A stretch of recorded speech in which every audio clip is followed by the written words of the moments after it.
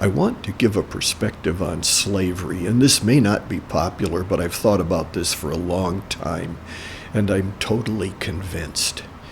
One time when I was teaching middle schoolers, one of them asked me at the end, kind of in a sarcastic way, not expecting me to answer, what's the meaning of life? And I referred him to Ecclesiastes 12:13. Fear God and keep his commandments, for this is the whole duty of everyone. What our situation is here on earth is not the point, whether we are black or white or any other color, slave or free, rich or poor. We are placed here by God, and his goal for us is to serve him wherever we are, whoever we are. Psalm 23 said, "Yea, though I walk through the valley of the shadow of death, I will fear no evil, for you are with me." It doesn't say, "I will fear no evil because you will yank me out of there and put me in a nice, comfortable home." Paul often talks about the Christian life as a race, and in that we must train. Training is pretty much never fun. Training is never easy, but it's training that makes us strong. I remember when I wrestled, my coach made a promise to us. He said, "I don't care how tired you are on the mat, you will not be as tired as your opponent." After wrestling practice, he would have us run half-mile sprints, timed. If we didn't run them fast enough, we would have to run them again.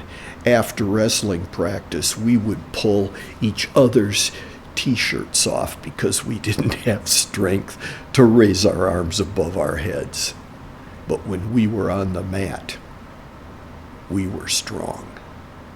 There are those on here who have said slavery is evil, and a God who would even allow slavery is evil. I will remind you that God does oppose slave trade. He opposes kidnapping. But he is clear that whether slave or free, we are all made by him, and to him there is no difference. In another post, I pointed out the story of Joseph. He was either enslaved or imprisoned for 13 years, and that was necessary and used by God to give the nation of Israel a safe place to grow into 1 million people. In that case, slavery was a tool that God used.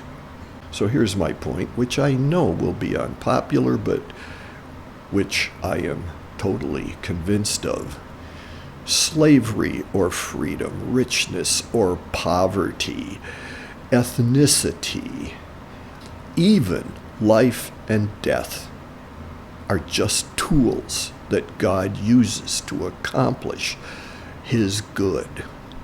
Read the whole chapter 11 in Hebrews. There are those who believed and are commended for it. There are those who believed and suffered terribly, and they are commended for it. This life is a training ground. This life is not a reward.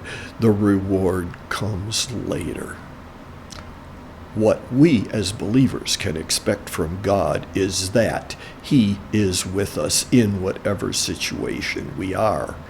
And what he expects of us is to follow him and to honor him. The evil is not our situation. The evil is us not honoring God in our situation.